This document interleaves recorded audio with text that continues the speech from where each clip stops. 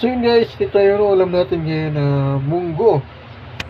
Munggo with chicharon. Yun, parang grabe guys Chicharon na may munggo. Tapos pata yung yung bangot. Yung ulam, pata. Tsaka yung yung ating kanin kaunti lang muna. Kasi meron tayong iniindang karamdaman. Ito yung tsaa. Bagay na bagay to sa matatabang pagkain tulad ng karne.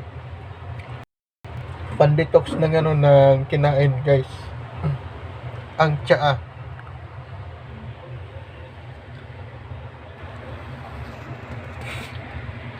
Tingnan nyo naman overload.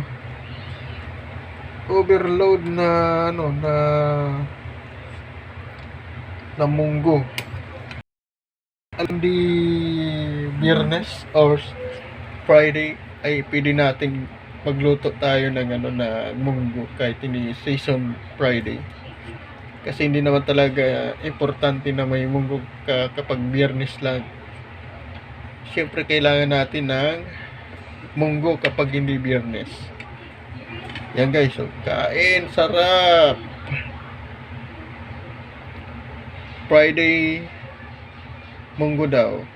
Pero hindi naman Friday ngayon.